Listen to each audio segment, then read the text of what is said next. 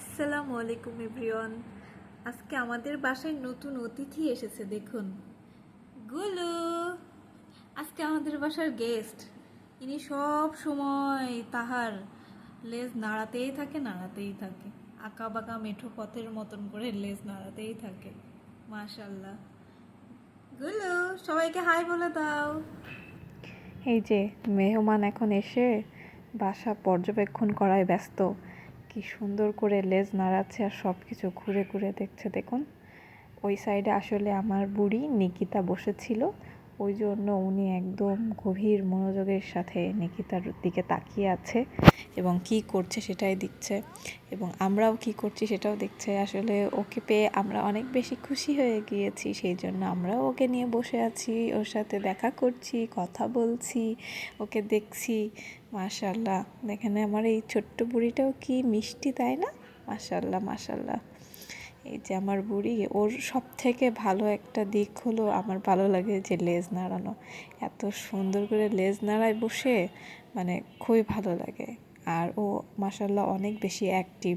ওর এই লেজ নাড়ানো দেখেই বোঝা যায় ও আসলে কতটা অ্যাক্টিভ এবং খুবই কিউট একটা বাচ্চা। মাশাল্লাহ।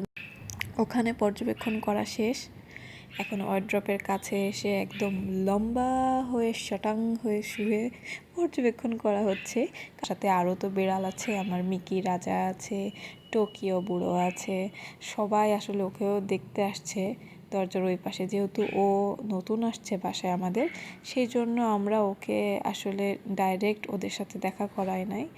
এই টুকটুক করে একটু একটু করে দরজা ফাঁকা রেখে দেখা করাচ্ছি, যাতে ওরা ইউজ টু হয় একে অপরের সাথে এবং মারামারি না হয় বা হিংস্র না হয়ে যায় দেখে।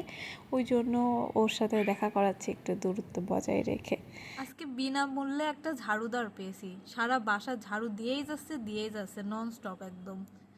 ঠিক আছে, মানে সারাক্ষণ উনি ঝাড়ু দিতেই আছে। যখন থেকে এসেছে তখন থেকে আমাদের বাসা পুরো ঝকঝকা তকতকা হয়ে গেছে ওনার ঝাড়ু দেওয়ার কারণে। গুলু, এই যে তাকাও, সোনা, হ্যালো। কি মা, ঝাড়ু দেওয়া থামছে না তোমার? দেখুন, ঝাড়ু দিয়েই যাচ্ছে। মেয়েটা খুব কাজের, খুব লক্ষ্মী, মাশাআল্লাহ। গুরু, হইছে মা, হইছে, আর ঝাড়ু দিতে হবে না। খুব হইছে, আমরা খুব খুশি তোমার কাজে। থাক মা, থাক। এই যে এখন আমি বুড়ির সাথে একটু খেলার চেষ্টা করছি, যাতে ও আনইজি ফিল না করে এবং সহজেই আমাদের সাথে ইজিভাবে খেলতে পারে, চলাফেরা করতে পারে। যেহেতু ফার্স্ট টাইম বাসায় এসেছে এবং আননোন বিড়াল দেখেছে, সেহেতু যাতে ভয় না পায়, আমাদের সাথে মিশে যায়, এই জন্য ওর সাথে একটু খেলার চেষ্টা করছি। ফার্স্টে ও খেলছিল না, পরবর্তীতে দেখুন কি সুন্দর করে খেলছে। আমি ফার্স্টেই বলেছিলাম যে আমাদের এই বুড়িটা মাশাআল্লাহ অনেক বেশি অ্যাক্টিভ। হ্যাঁ, ও আসলে একটা মেয়ে বিড়াল, বাট ও এত সুন্দর খেলাধুলা করে, অ্যাক্টিভিটি ওর খুবই ভালো। এখানে যে আমার ওড়না নিয়েও খেলছিল একটু, ওর সাথে খুব মজা করছিলাম, অনেক বেশি এনজয় করছিলাম। সব কিছু মিলায়ে অনেক সুন্দর করে খেলা খেলছিল আমাদের সাথে, মাঝে মধ্যে কাছেও আসছিল। আস্তে আস্তে ও ইউজ টু হয়ে যাচ্ছিল।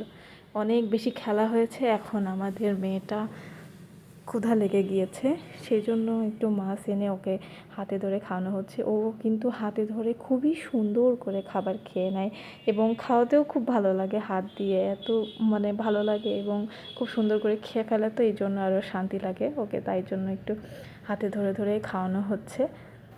এইভাবে যদি হাতে ধরে খাওয়ানো যায় তাহলে ও পুরো খাবারটাই একদম সুন্দর করে খেয়ে শেষ করে ফেলে, কিন্তু প্লেটে দিয়ে দেখেছি ও ওইভাবে খাবারটা খেতে চায় না। মানে ওর সাথে আসলে একটা মানে হিউম্যান বন্ডিং যে এত সুন্দর। ও যেখানে থাকে, আমার আরেকটা ছোট বোনের বিড়াল আসলে ও, তো ওদের বাসায় একটু কাজ আছে, সেই জন্য আমাদের বাসায় রেখে গেছে। তাই ওর বন্ডিংটা আসলে মানে খুবই ভালো। ও যেহেতু ছোটোবেলা থেকে ও নিজের কাছে রাখছে, বড় করছে, আর ও ছোট থেকে মানুষের সাথেই বড় হয়েছে, সেই জন্য ওর ভিতরে আসলে এই জিনিসটা কাজ করে। এই জন্য আমাদের বাসায় আসার পরেও আমরা একটু ওকে হাতে ধরেই খাওয়ানোর চেষ্টা করছি আর কি। এখন বুড়ির মাছ খাওয়া শেষ হয়ে গিয়েছে, এবার তো ওনাকে একটু পানি খাওয়াতে হবে।